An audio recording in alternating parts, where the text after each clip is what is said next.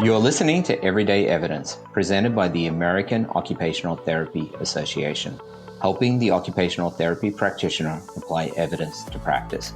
Here's your host, Matt Brandenburg.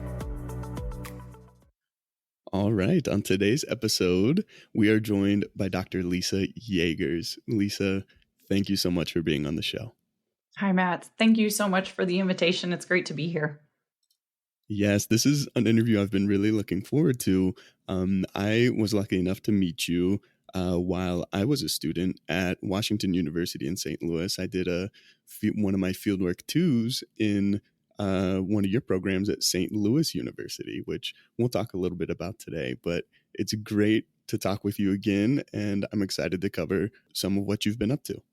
Yeah, great. And, thanks so much for joining the OTTIS program during fieldwork, because we've learned so much from our students who've come to us, and we've grown so much because of the work that students do with us. So we really appreciate that. And it really is an amazing program. You've done amazing work within our field, establishing the Transformative Justice Initiative at St. Louis University, which includes directing OTTIS, the OT Transition and Integration Services. But you've also done work with the National Institute for Occupational Safety and Centers of Excellence for Total Worker Health. You've facilitated the Justice-Based Occupational Therapy Network, just to name a few of your accomplishments and where you've been leading our field. If our listeners are not familiar with Lisa's work, you may remember her being featured in the AOTA presidential address by Allison Stover at Inspire Kansas City. But Lisa, we want to touch on some of your amazing contributions. But to start our interview, I want to ask about the path that led you to where you are today. So how did you first become interested in researching occupational safety and health? Thanks for that introduction. It's very humbling to hear all of that. And as you'll hear from the examples that I give during our conversation today, it's all been such a collaborative process. And because of meeting so many people and working with so many others, that all of this has been possible. So I might be name dropping just a little bit as we go. But so how did I become interested in occupational safety and health? Well, it was during my first attendance at an AOTA conference in Seattle. I think it was way back in the year 2000. And Dr. Karen Jacobs was talking about ergonomics. And I went to one of her sessions there, and I was so fascinated by the idea of working with individuals in their workplaces, preventing injuries, reducing the risk of injuries. And I just went in headfirst and tried to learn as much as I possibly could about it. So I worked in that area of occupational health and treating workers who are injured in manufacturing plants, and doing that type of work for, 7 or more years. And then I was asked to do adjunct teaching and then help out on research projects. So I was a practitioner for many years, and then slowly moved into academia only because I kept asking questions and I just wanted to learn more. And I felt like when a workplace would ask me, hey, was this worker injured on the job? I would say, I don't know. I mean, how can you truly prove that? What are you trying to ask me to tell you about? So I just kept digging and wanted to look at the literature and know what was truly going on. So I got into, occupational safety and health just through being fascinated by it. And I feel like, when we move into the workforce as adults, we spend most of our life working to pay our bills, to have our lifestyle, and so on. So it really has a giant impact on our day-to-day life. And I felt like OT was a great fit to address people's health in the workplace. No, that's amazing. And a couple of those attributes you showed, and jumping right into a topic that you're interested about and continuing to ask questions to learn more and apply what that research says and what that evidence says is really inspirational. I kind of call that the willingness to jump out of the boat, to be a doer, to really, attempt to bring things together and take action. What inspired you to begin researching settings within the justice system and eventually found the OTTIS program and the Transformative Justice Initiative? Yeah, great question. So I had been doing research in construction participatory ergonomics and did my dissertation work and finished up my PhD in public health. And I was able to start working at St. Louis University as a full-time faculty person, and I was looking for a new line of research. And I met Dr. Karen Frank Barney at the time, and she was just really excited to share with me her interest in the criminal justice system. And we visited a prison in Missouri, and she introduced me to people incarcerated and the staff there. St. Louis U has a prison education program where both staff and individuals in the prison can work on their associate's degree. So we visited this prison, and we were given a tour by a correctional officer, the training officer there. And of course, I'm going in with this occupational health lens, but going in with an open mind. Gosh, what is incarceration? I've never thought about jails and prisons.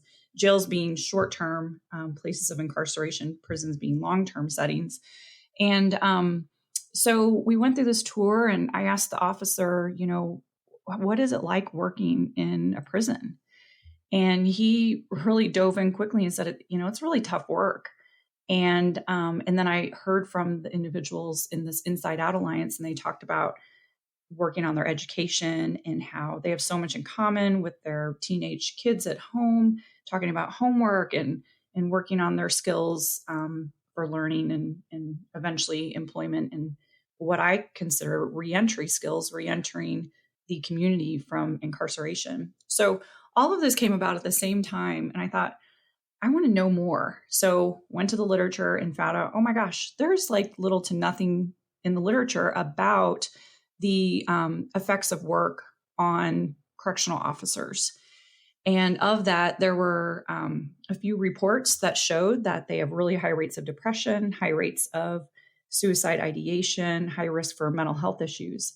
And most of my work up to that point had been in musculoskeletal disorders, which we know are linked hand in hand with mental health as well.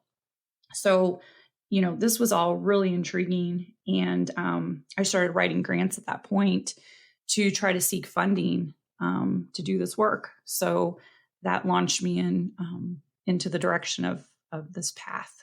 So it was just one introduction, one visit to a prison, and then doing a lot of investigative work to see where we were at.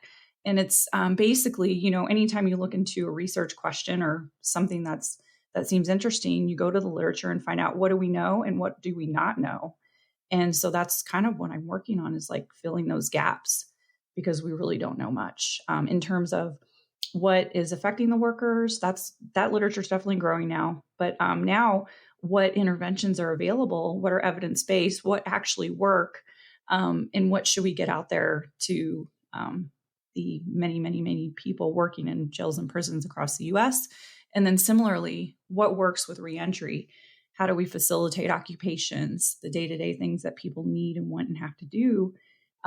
What is OT's role there?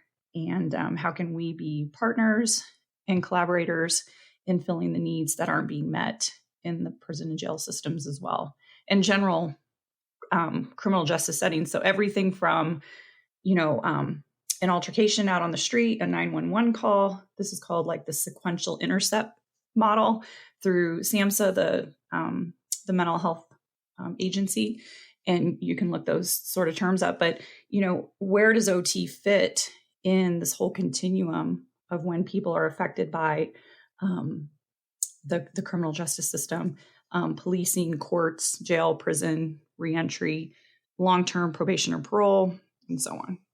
I love that. And that's such a good example, again, of how you brought your, OT lens to how people working in this setting, how that impacts their health and their overall well-being.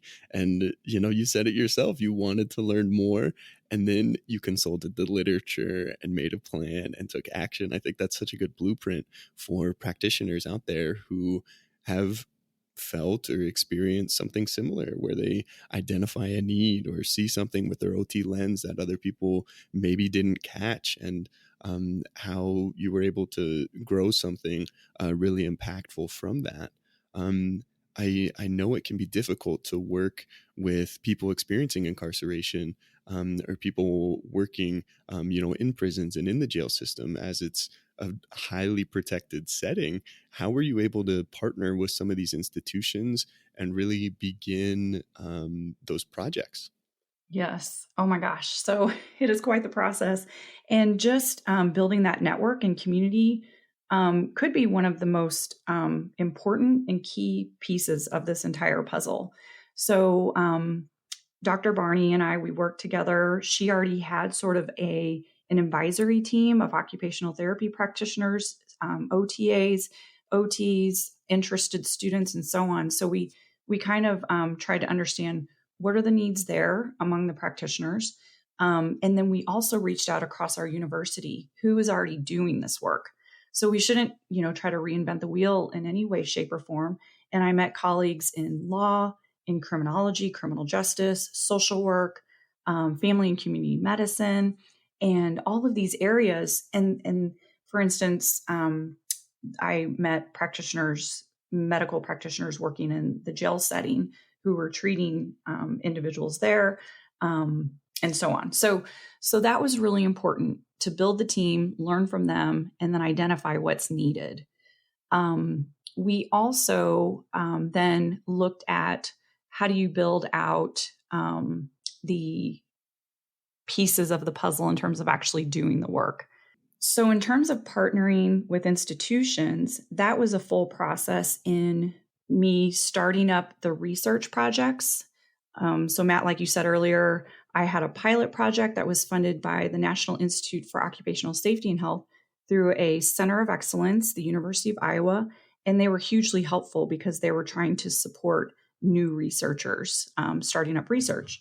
So that was huge to gain initial funding.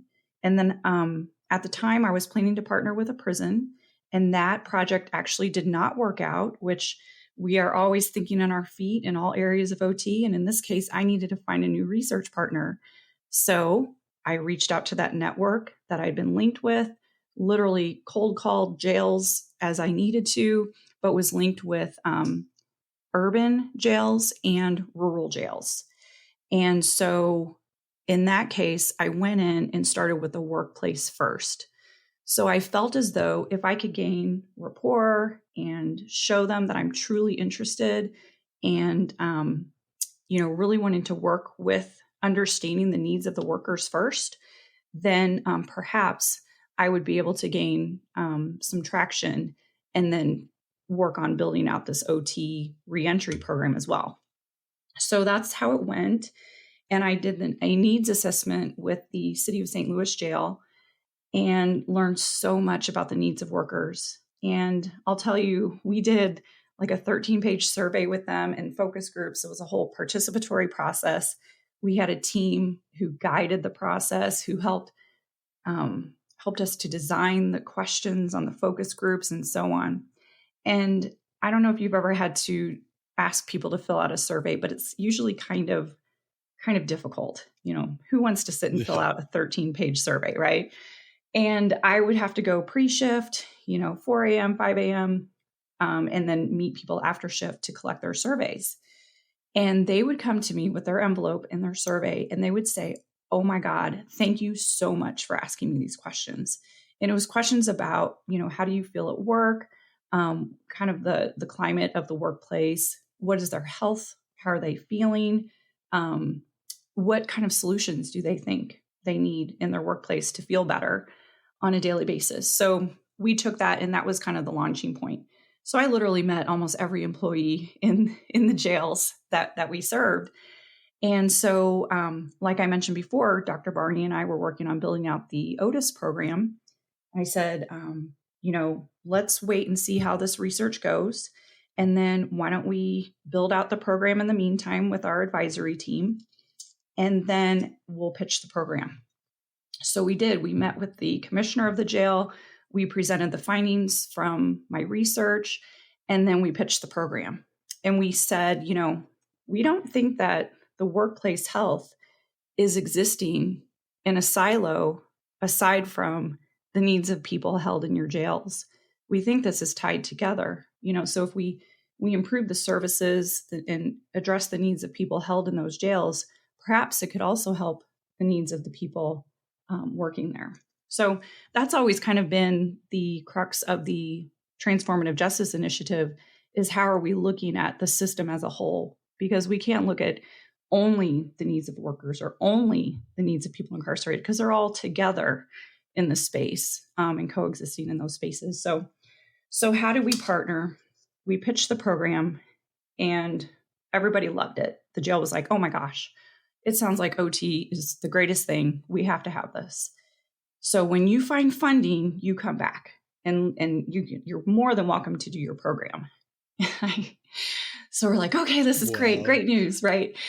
But then I looked at Karen and we left and I said, Karen, why do we have to find a way to pay for ourselves to do work for other people? OT is so valuable. How do we show the value of doing this? And I said, she's like the most eloquent writer and just is amazing with her communication. And so she responded back to the facility and said, we would love to do this program. If you're able to fund this, I said, Karen, can we just ask them if they have the money to fund this? And so that's what she did in her beautiful, eloquent way. And they said, yeah, actually we can, we have a way to pay for this. So we actually were funded for 5 years straight as contractors to the jail, hired a full-time OT who worked directly with the jail for pre and post-release services, meaning inside the jail and outside of the jail when the person was released to the community. It also included program evaluation, which has supported the information in manuscripts and presentations to really share the evidence and get the word out there about this. So it's been a process, and it's taken a lot of perseverance. It's taken many connections. It's taken hard conversations. Going back to someone and saying, oh, can you pay for this? Like, it's really tough to do. That's bold, and it's been, it's very bold, but OTs, we got to be more bold. We're used to asking, well, what's the reimbursement for this? Who's the pay source for this? Where we need to be saying, what are new ways for us to be paid for our services? And, there's 2 million people in the US that are going in and out of jails each year. There is a huge population of people that need our services. And it costs a lot of money to hold people in jails and prisons and go through that process. And perhaps we can be a really strong way of reducing the costs by reducing a person's return to a jail or prison based on working with people to address their everyday living skills, to work in employment, to manage their household, to do all these things. So that in a very long-winded way is kind of the pathway for how we were able to partner and get our foot in the door and get started. Yeah, I'm so glad you shared that with us. It like you mentioned, it is a process. It takes time. All the work that you put in, from building a team, networking and connecting, to, writing grants, working on funding, finding partners.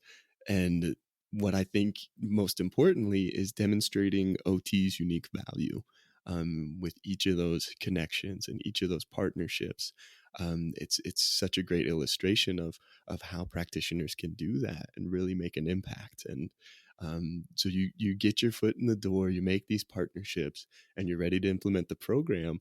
And I want to talk about some of the research related to that program and those 4 to 5 years of services that were being provided. But before we do that, I need to ask, and I think it's important for our listeners to know, what is occupational therapy's role in criminal justice or with individuals involved in justice settings?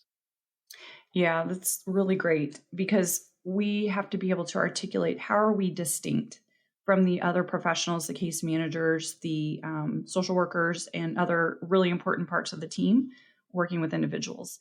And I think that for occupational therapy, what we're able to do is really focus in on where is a person at, use our skills for assessment and intervention development based specifically on the person. So tailored intervention, tailored assessment and interventions. And so using our skill set and toolbox of cognitive assessments, our occupational profile, number one, and then looking at cognitive assessments, where's a person's mental health at? Have they been affected by trauma?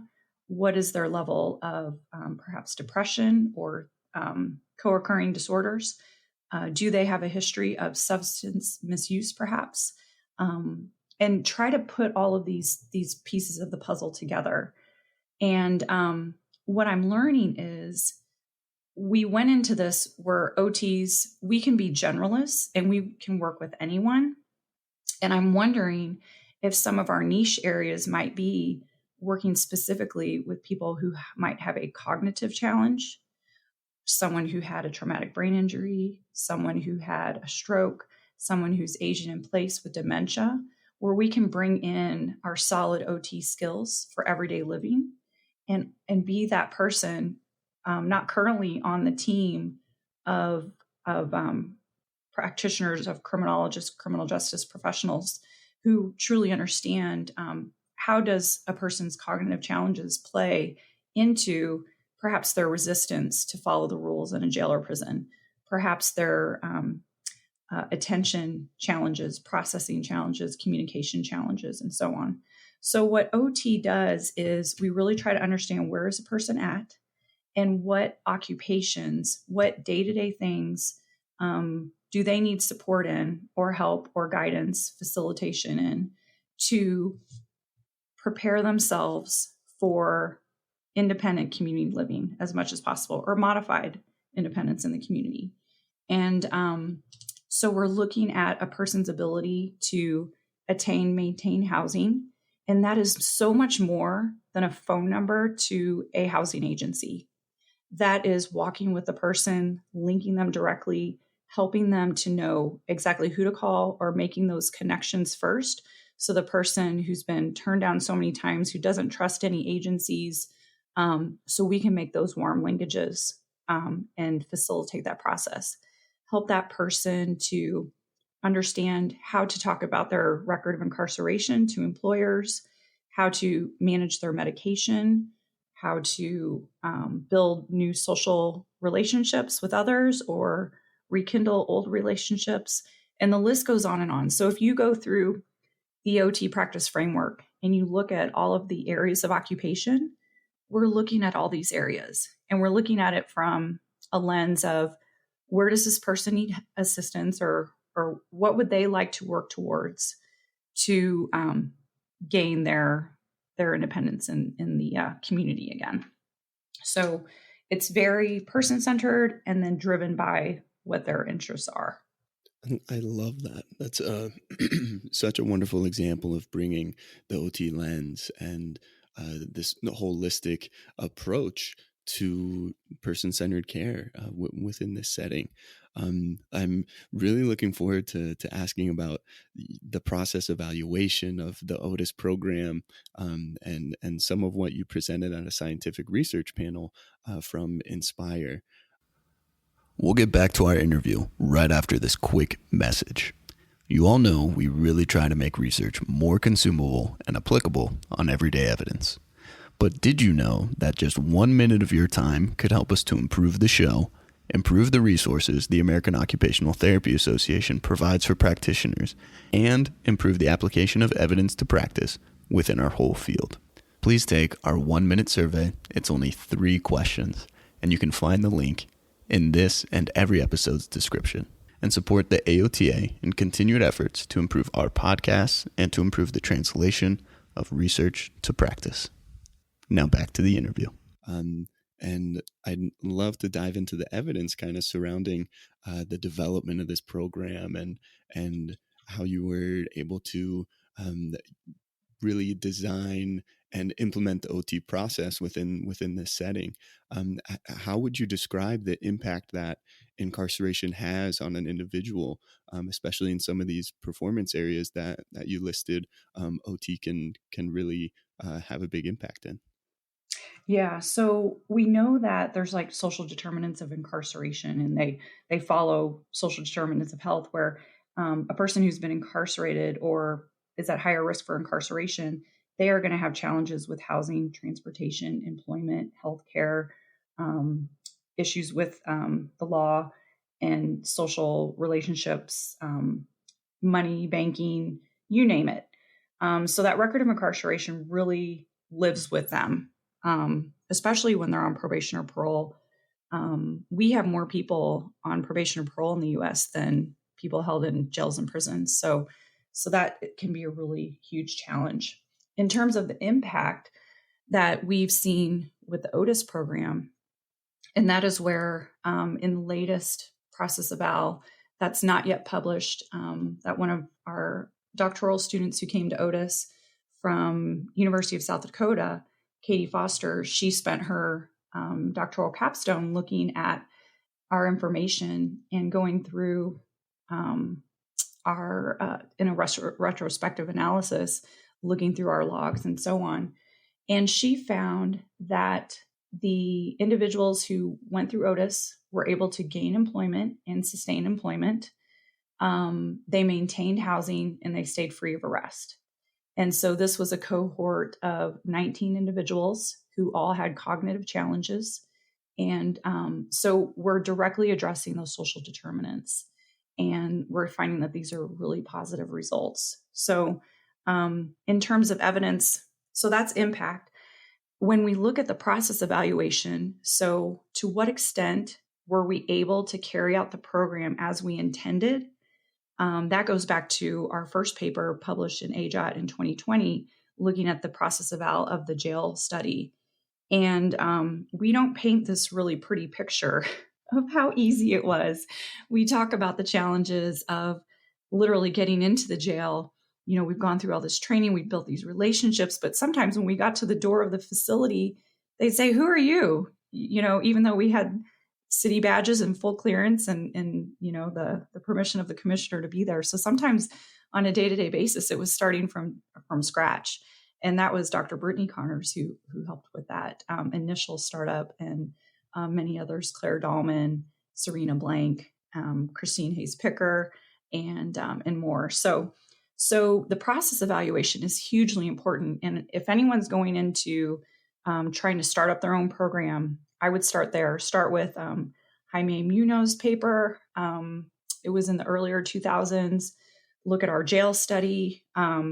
There's a few more papers coming out now. I think Ariana Gonzalez might have one. And so the idea is that learn from the lessons, learn from the work that we had to do to get this off the ground, so that you can start from that later point where you're not focusing on, oh my gosh, how do I build a new relationship? How do I, you know, do A, B, C, and D, so that you can start on E, F, G, so to speak, and not have to go through the pitfalls that we did. So process evaluation, to what extent did it work? And then impact, how well is it working? We're seeing positive trends for sure. Those three major outcomes that were identified have such a major role in just the daily life of anyone. How is the OTTIS program organized? What does the OT process look like from assessment, intervention, all the way to discharge? What's going on in this program to help lead to improved outcomes? Yes, that is a great question. So what happens is we receive a referral, and it'll depend on which program the person is in now. So our program has evolved quite a bit. We have people who are referred directly because they have a cognitive challenge and they're on probation or parole. We have people who've been sentenced to life without the option of parole. They were sentenced as a juvenile. They've served 30 plus years, and now they do have the option of parole. So we work with those individuals, and the list goes on and on. So what is the process? We receive the referral. We make sure that they fit the criteria of our funding. So it's really super difficult to say someone that they may not qualify, but we only have a small amount of grant funding that is earmarked specifically to a particular population. So start with that. Got to have linkages to referrals, and then we start with that occupational profile. get the appointment set up. It depends upon, again, where the person's at. They might be at a prison facility. They may be out in the community. Of course, we try to meet with people in person when we can, but a lot of our services have been through telehealth over time. When we were in the jail, so we're not currently in the jail, when the pandemic hit, things kind of turned upside down. So we haven't been inside the jail in a couple of years. But of course, all of that was in person. So we would start with an occupational profile, and we have tailored it to the questions that we think are most important for guiding our needs assessment to determine where is the person at, where do they want to be, and really get that tailored information. So from there, we will do many screening tools. We're looking at anxiety, depression, substance use, cognition, and the list goes on and on. So from those assessment tools, we'll then use the Canadian Occupational Performance Measure, the COPM, and determine what is their list of priority areas of interest. And then we'll gain ratings on their performance. How do they feel they're doing at this? And then are they satisfied with this, and so on. And so this whole process leads to the idea that we don't really have the tools that we need for focused assessment in criminal justice. We would love to develop more tailored assessment tools. We've gone through and used every assessment tool that we could find, and we have decided upon the COPM being the one that best fits our needs. I know other practitioners are using other things, but so that's where we're at with assessment. And then they'll start meeting with the individual, and it depends on where they're at. Some people have thought about this. They've been in prison for 30 years. They know their path. They know what they want to do. They just need support in facilitating where they're going. Whereas other people, they never had any clue or thought that they'd ever be out of prison, and where they're starting from scratch. So that will determine the number of appointments a person needs. So are we going to talk with them twice a week, once a month? That'll determine frequency of appointments. From there, the interventions are designed for the person. So one person in particular, I love this example. Our OT practitioner, she was a level 2 fieldwork student who worked with us and then now is on staff, Victoria Thompson. And she worked with an individual with cognitive challenges. So here's an example of what her intervention looked like. He had never used the metro system to use a bus. He was not able to drive, did not have a vehicle, was experiencing high anxiety to ride the bus. And so she worked with him very intensively to work out a plan for accessing the bus system, understanding how it works, using his smartphone. He'd never used a smartphone before. So using the app, even finding a training course for him with the Metro service, specific to their instructions and things. But over a month's time, he was so anxiety ridden, he could not get on the bus independently and ride it on his own. He had to have someone with him. They then graded the activity to the point that he was able to get on the bus on his own, and Victoria would ride along behind the bus. So she would drive in her vehicle and drive behind for that moral support that, I'm here, but you don't really need me, but I'm going to be here just in case, and sort of guide him and talk him through. And then he got to the point where over that month's time, he became comfortable with it. And now he's independent with that skill. So this is a great example of how OT really worked with him, really understood where he was at, identified that anxiety piece where he wasn't being defiant by saying, I'm not riding the bus. He truly did not have those skills needed to do that on his own. So she just did a phenomenal job. And I think that's the way OT can be creative. We hadn't thought before about riding along behind the bus with someone, but for this person, he really needed that. So that's an example of an intervention. And then as that person becomes more independent with more tasks, this person became employed. He did have a few times where it wasn't a great fit for him. So they worked together, finding a different job. But eventually he found something that works for him. That's a good fit, is really based on his skill set. So he's doing great there. So that means at one point she was meeting with him twice a week. Then it went to once a week, and now it's probably only once a month. And we look back at that. It was a lot of work.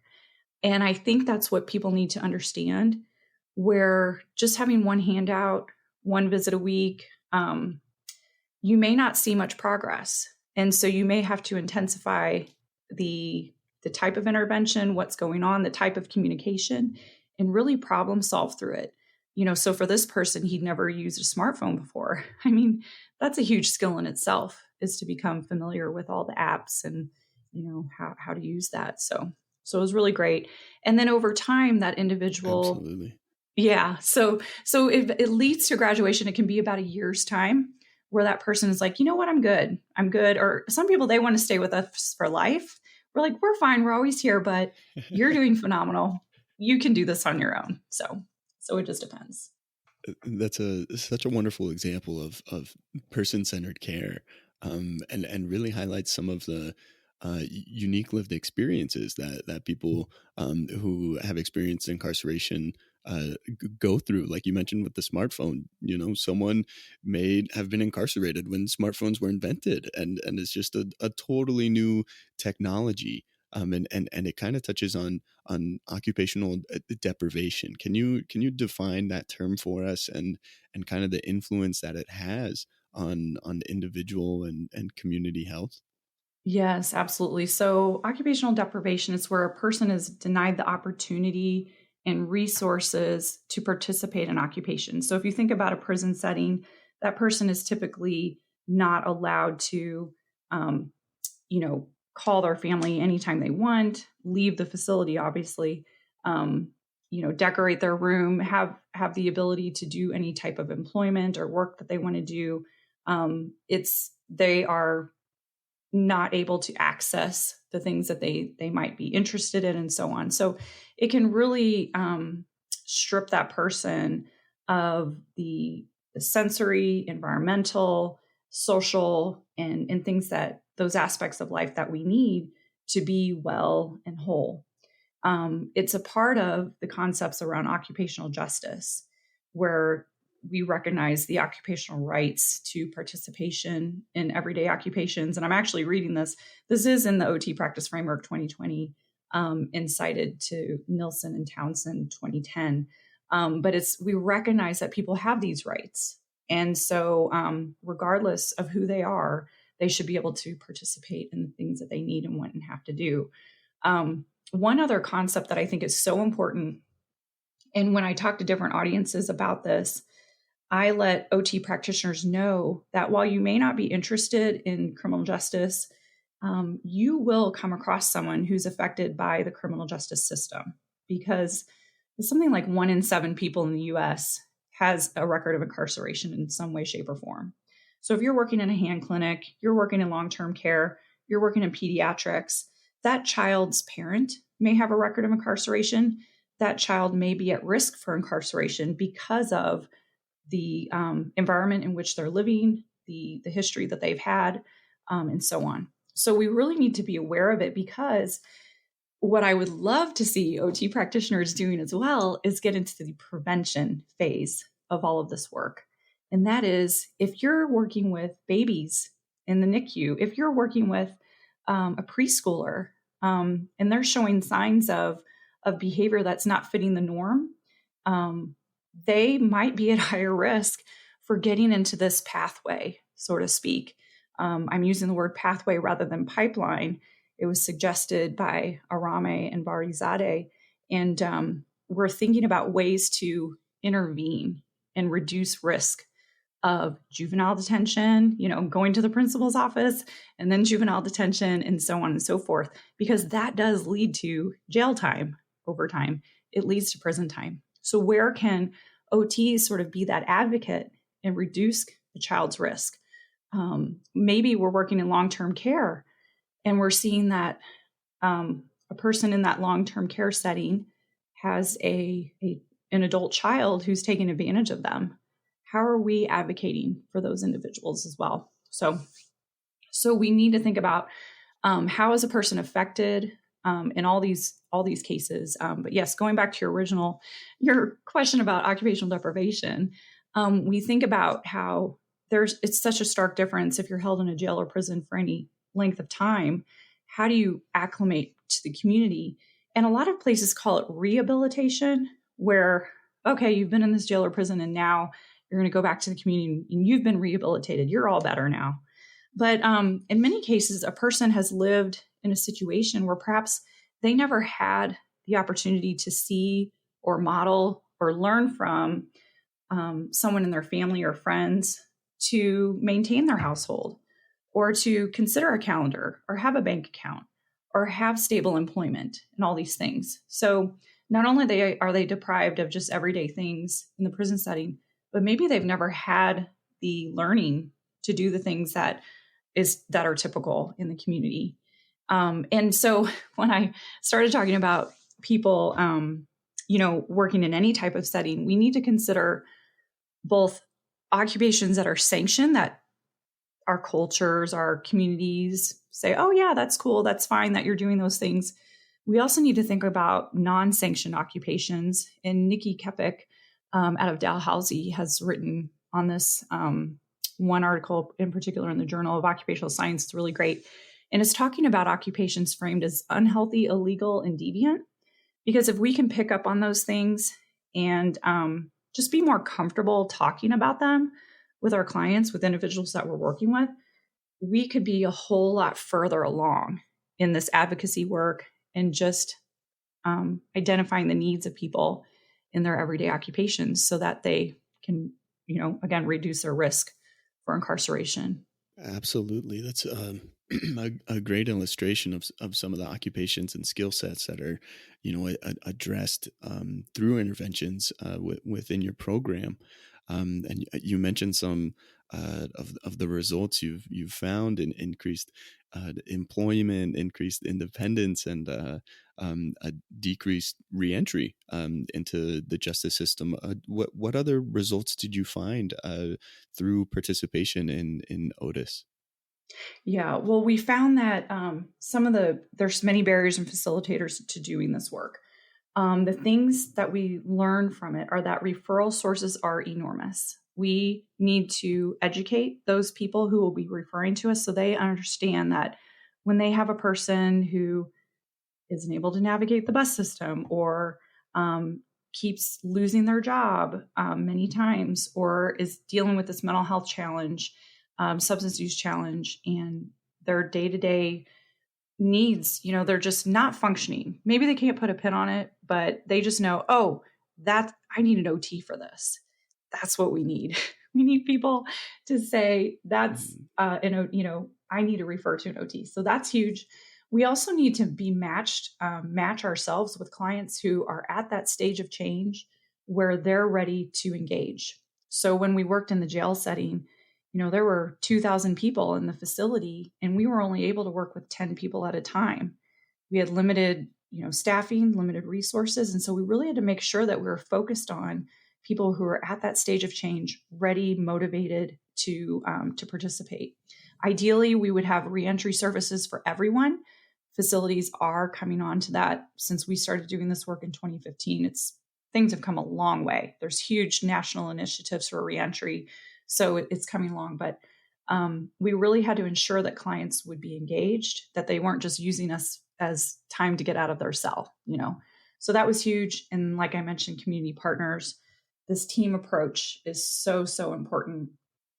And we're just learning that, we've got to go in and be persistent and really be willing to do the hard work to make it happen. And being turned down once, you might get turned down 10 times, but you have to just keep trying, because we do know that it's worth it. It's sometimes just finding that key person who's like, oh, I get it. I totally get it, and then they can be sort of your liaison to make it happen. One partnership can open the door to just so many positive outcomes through applying occupational therapy in this setting. For practitioners working in the justice system or elsewhere, you mentioned the importance of these community partners and what are your recommendations for how to really identify and connect with the correct partners in the community that could increase the scope and impact of occupational therapy? Yes. Well, there are so many people in this space. I would never go in there thinking that you're the first person who's thought of doing this, because your community is probably filled with many people who are trying to do this really great work. So what I've done, like in a city setting, is through the mayor's office. There's many groups, like a criminal justice coordinating council. There's a mental health board. There's people working on policing initiatives.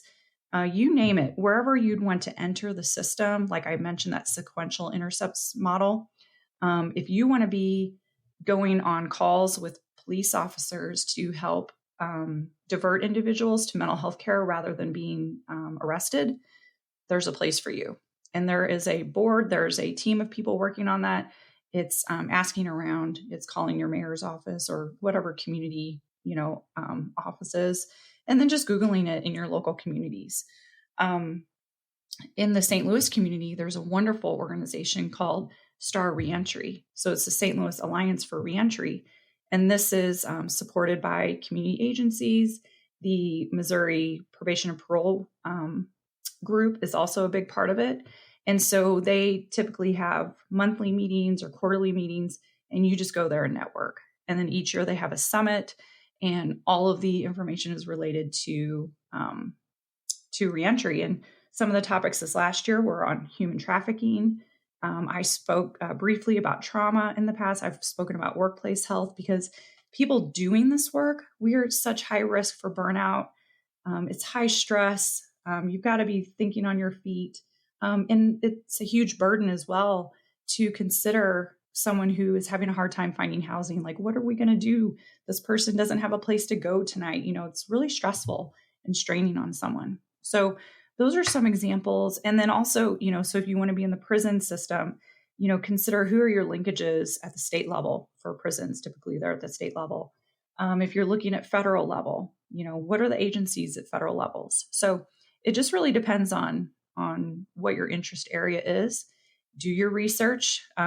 Try not to go in there cold, because you want to try to be as informed as possible going in and have informed questions, and listen and learn first, and then start considering ways to educate people about what OT is, by addressing those gaps. Like, oh my gosh, my clients, they keep losing their job, or, oh, my client has been kicked out of his apartment multiple times. Okay, now put on your OT lens. How can OT help that community partner? How can you partner with them and address this need with housing or with employment or whatever it may be? So it's using that needs assessment. In school, students are learning about community needs assessment and environmental scans and all these things in our community courses. So really put those skills to work, and just try to be a listener as much as possible.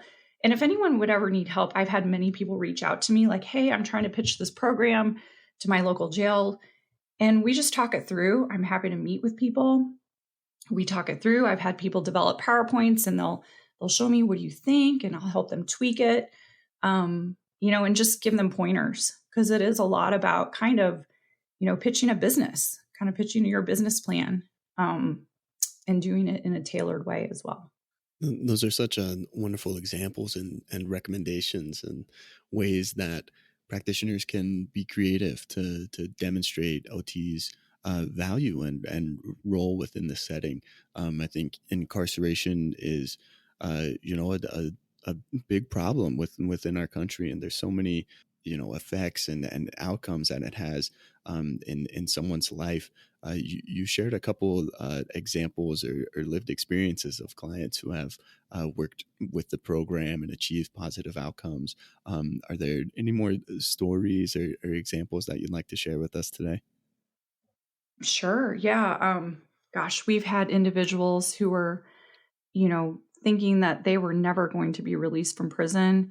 And one individual is working at a TV broadcasting station and is their technical support. Another person is actually doing guest speaking across the country. And I think this was after your time in the program.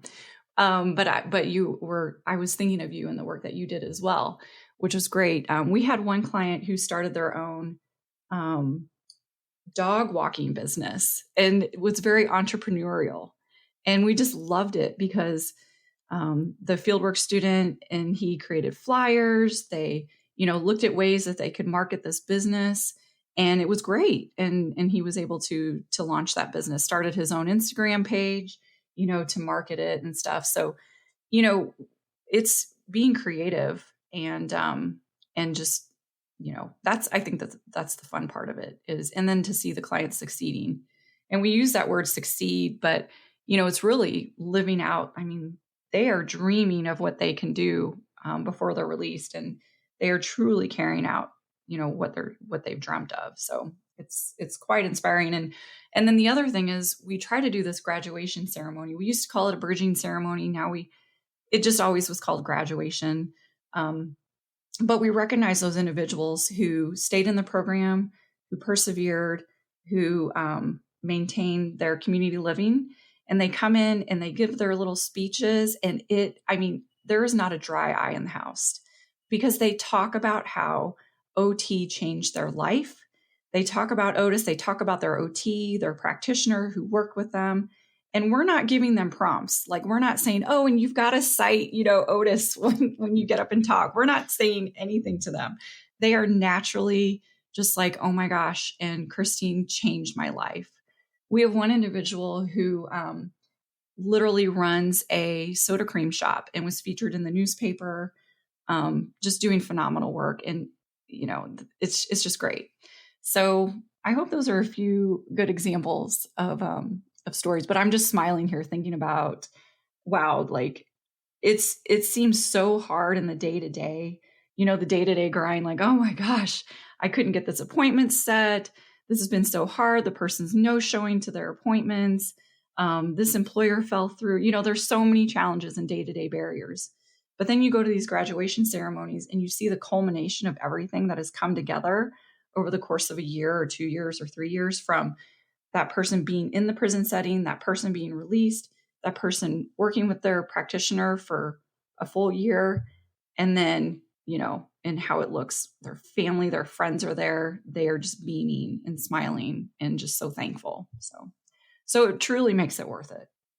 I love that. And I love this program, and it's such a clear illustration of how occupational therapy and the skills and person-centered care can really be a bridge to facilitate reentry and help people accomplish those things that they dream about, the things that they want to do, that they need to do to live their meaningful life. What recommendations would you give to OT practitioners to better understand and address occupational justice in their practice, whatever setting they may be in? Yeah, I think it's just listening to individuals, listening to people and hearing where they're having challenges, and try to be an advocate where it's appropriate and where you can facilitate it with your OT skills. We are truly advocates. We're advocating for an individual to get the sock aid or the reacher, whatever it may be in an orthopedic setting. But we're also advocating for that individual when they return from, a surgery and they don't have a place to go. Like, are we helping to support their ability to find housing and to find employment after that life-changing injury? We might say, well, gosh, that's out of my skill set, or that's outside of my scope, or what my facility does. But perhaps there's a need there. Perhaps there's a way to fill that gap. And perhaps when you're in that situation, you're like, wow, I did a great job getting that person back into shape after this, burn injury or TBI or major thing. But I know they're going back to this home that's not going to support them. And I'm so worried about them. Well, gosh, where can we be? Can we know the linkages, know the partnerships, or build out the types of services that we're providing so that we are working in that holistic way? And thanks to all those practitioners out there already who see that need and are doing that.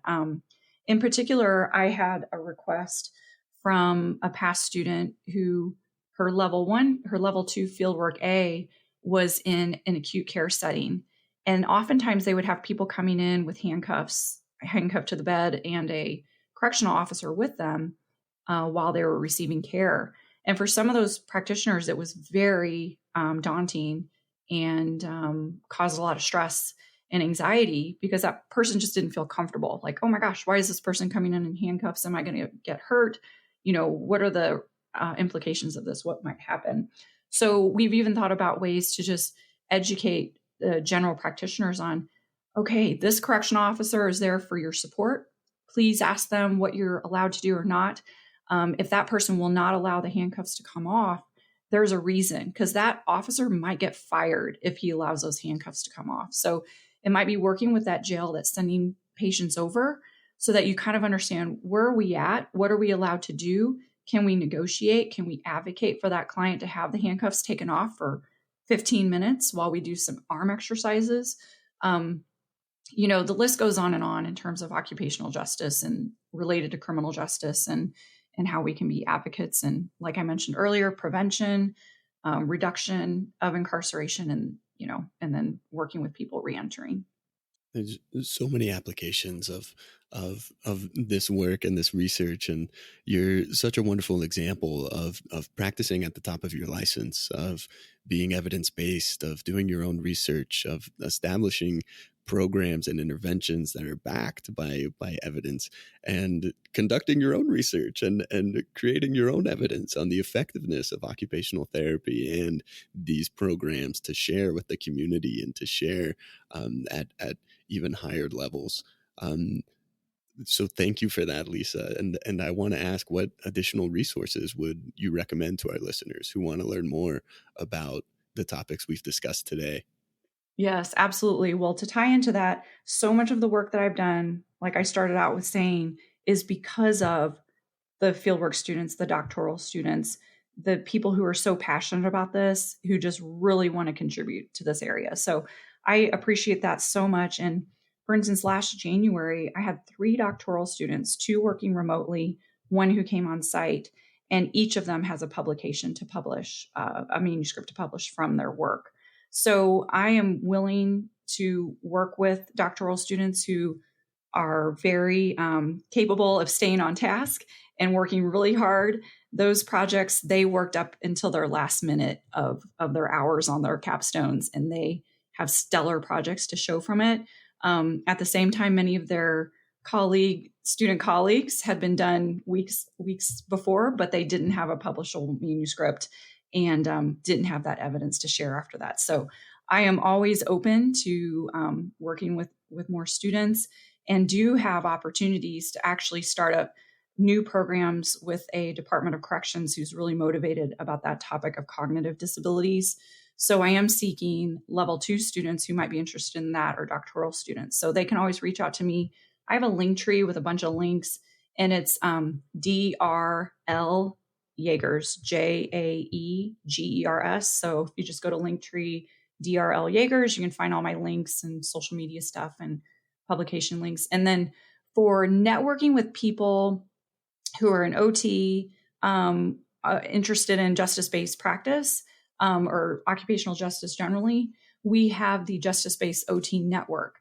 And that was started with people who were doing this way before me. So we've got Dr. Barney, Crystal Dieleman from Dalhousie, Mary Beth Dillon, University of Findlay, Christine Haworth at OTTP in San Francisco, Jaime Munoz at Duquesne, Sandra Rogers, Rutgers, Shiquan Shea at Samuel Merritt, Selena Washington, St. Louis U, and John White, Pacific University. These are just a few of the many colleagues that we have working in the space. So what we learned was, practitioners, there's so many of you out there who are so interested in this. And I love that. And we're trying to, while we're doing all this work, try to find a network, a way to link people. There's no membership. It's just go to the Instagram, go to the Facebook page. We have a link tree, OT for Justice, OT, the number 4 Justice, all one word. So that's on Linktree, and you can find, I'll put little job openings there. Like right now there's a job opening at the Bureau of Prisons for OT. We're linking to our JBOT initiative. We did a paper that we published to kind of talk about what's needed to advance practice in OT services in this space. And then at each AOTA conference, we've been very fortunate. Frank Gainer's been so generous in allowing us to meet when there's an AOTA conference going on. We've met at the AOTA Specialty Mental Health Conference before. And it's just, I'll say, hey, Frank, we're going to be at the conference. Is there any way that we can meet up in a space at the conference center? And we did this in, where was our last conference? Kansas City. And Kansas met up. City. Yeah. And we had the most rich, robust conversation and linkages among practitioners ever. And each year it grows and more people come in and they're like, oh, well, I've been practicing in a prison for ages, but I never knew you were out there. And oh, I'm working particularly with people with substance use disorder and incarceration. Oh, and I'm working with kids who have trauma. And I'm working with people, kids adopted, the foster care system, which really intrigues me. So we're coming together as much as we can, posting on Instagram. And what I tell people is just go online and find out, message people. Like, we're just trying to make this as informal and accessible as possible because we haven't had the time or the resources to truly make a dedicated site and manager of all that. But that's the JBot network. And there are so many phenomenal people in there. It's really great. So, okay. And then AOTA has like a wonderful community. It really is. And sorry, I could go on and on about resources, but there is a brief AOTA webinar, I believe, on criminal justice and OT. So that's recorded and online. I'm trying to think of other things. Basically, anytime there's something justice related, I will try to post it on the JBot social media or my own. And sometimes I've even posted like, here's an example of OTs, a way to connect and collaborate with others.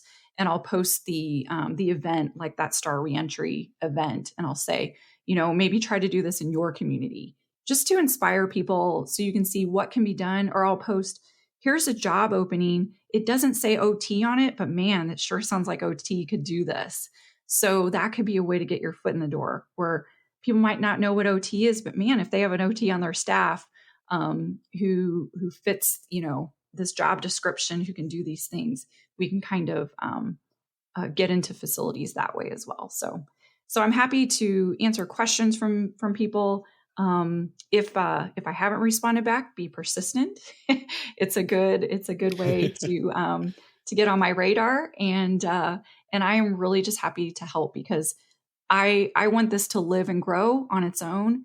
I want it to be across our profession. There's also this Facebook group called Prison for OT. I believe it's out of maybe England or somewhere in Europe.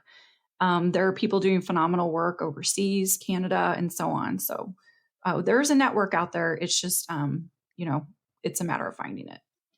I love that. Thank you, Lisa. And we end every interview on this show, Lisa, with our golden nugget segment. It's just one question. If you could share one piece of knowledge or one recommendation to practitioners, what would you say? Oh my gosh, that's a really tough question. Obviously, I have a lot of things to recommend to people, but the golden nugget, you know what? If you're passionate about something, just go with it. Just go with it because there's a reason why, and it keeps you energized to keep doing this work. If you're in a situation, a facility, an environment that's just not helping you to thrive, maybe it's not a great fit. Definitely learn and try to grow from it as much as you can, but really try to find your passion because, it's very, very fulfilling when you do. And also surround yourself with people who are motivated and energized similarly. And I'm kind of choosy in that way, especially more now. And it really helps move this forward. So just go with your passions. The Transformative Justice Initiative, or simply looking at the setting as a whole. So sometimes I think that we get very highly focused on one area.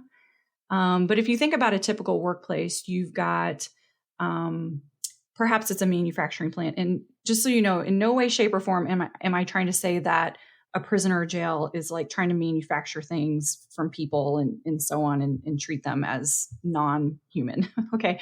But what I'm trying to say is in a lot of settings in workplaces, you have a goal. The goal is to do something good, to be productive in some way. And what I see in jails and prisons is there's not much focus on a particular goal of the day. It's hard for a jail or prison to be able to say at the end of the day, it's been a good day. And what I'm trying to talk about with corrections leaders is that how can we look at metrics where across the board in your jail or your prison, how have you addressed your workplace health needs and the needs of the people held in your facilities towards metrics and goals for identifying, understanding whether or not your facility had a productive or healthy or good day in air quotes, because we can all contribute towards a healthier environment for well-being across the board. So ultimately, in a lot of the things that I talked about here today, we're talking about public health. We're talking about community health. We're talking about how can we have an impact on the system. And if we're working with an individual in that jail, are we also having good communication with that correctional officer who has a direct impact on that person's day, on that incarcerated person's day? How are we thinking about that? Because we had a lot of challenges getting into facilities and working with people across the board. But if we hadn't started with the workers first, I think it would have been a whole lot harder. So just thinking about a holistic approach, I think is something super important. And so my workplace health research really does try to instill the concepts of participatory listening, understanding the needs of most everyone involved, and then designing interventions, programs, practices, and so on based on that information. So in no way do I just want to go into a facility and say, hey, I'm this OT and I've got all the answers and I know what you need. We've got to go in and listen and learn and then design based on those holistic approaches, and then continuously improve. So what we're doing from 2015 has changed quite a bit to what we're doing now. And we've got to mold and shape based on the needs of what's going on. So hopefully that helps just thinking about the facilities as a whole. There's more to it. If you're only focused on that person incarcerated, there's a lot more to the puzzle than that one individual. It's their family, their social network, their case manager, their community supports, their correctional officers, that facility, the environment around them, that occupational deprivation, and so on and so forth. So just one more little tidbit to consider. I love that. That is a wonderful nugget. Lisa, this conversation has been so informational and inspiring. Thank you so much for sharing your expertise and your knowledge with us today. Absolutely. Matt, thank you so much. This has been a pleasure. And thank you for doing these podcasts. You do a phenomenal job. And I look forward to listening to more of them. You are too kind. We're going to have another conversation and let you become a recurring guest on the show, I think. I would love that. Or I would love to have someone from our team join you as well. They're the boots on the ground. I'm relaying the hard work that they're doing. So I always try to give them as much credit as possible because I would have nothing to talk about here if it wasn't for currently Victoria, Mackenzie, Paige, fieldwork students, and so on. So yeah, it takes a village for sure. Yeah, absolutely. Thanks for listening to Everyday Evidence. Tune in next time for more evidence-based practice insights and applications.